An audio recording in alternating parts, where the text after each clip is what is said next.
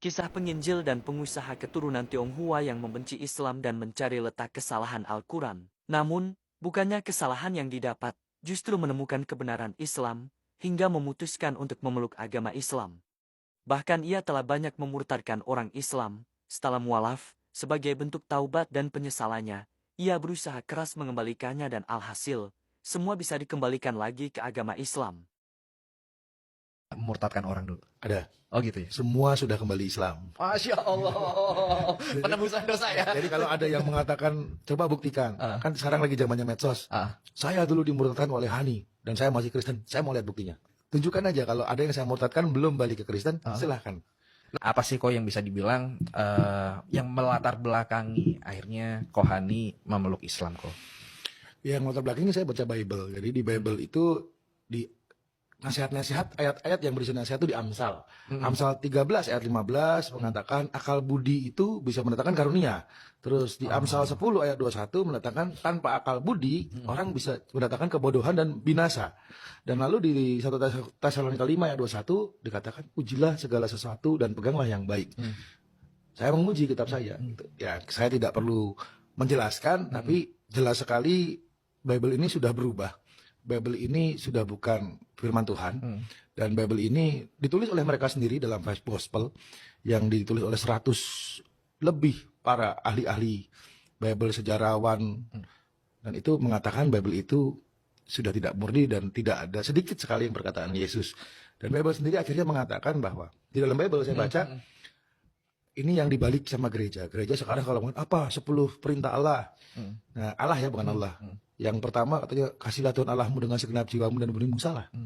Di Bible jelas di situ di Markus 12:29, terus Yohanes 5 ayat 30, Yohanes 17 ayat 3, ada orang yang bertanya kepada Yesus, "Ya, guru, apa hukum utama dan terutama?"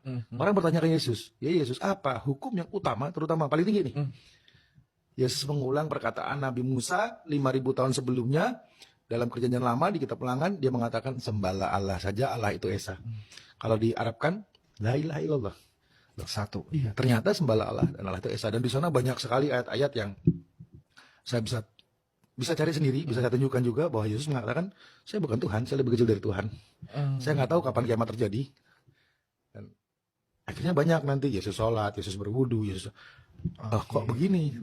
Karena memang perbedaannya kalau di Kristen itu rata-rata dan 99% mungkin mereka nggak pernah khatam dari Kejadian sampai Wahyu. Jadi kalau kita Al-Baqarah sampai Anas lah. Nah, di sana nggak ada. Tapi kalau dipelajari sebenarnya ajarannya Bible itu tauhid. Oke. Nah, jadi akhirnya kita uji, kita cari, dan akhirnya saya menemukan oh ya hanya Islam. Yesus mencontohkan itu. Jadi saya menemukan di Bible Yesus mengatakan dirinya bukan Tuhan, sembahlah Allah saja, Allah itu Esa. Bahkan coba iblis yang ciptakan siapa? Tuhan. Tapi kalau Yesus Tuhan, Yesus dicobain sama iblis. Di padang gurun. Akan diberi harta, tahta, dan wanita. Kalau dia menyembah, coba dia, kalau kamu nyembah saya, iblis mengatakan Yesus, aku berikan harta, tahta, dan wanita. Apa jawabnya?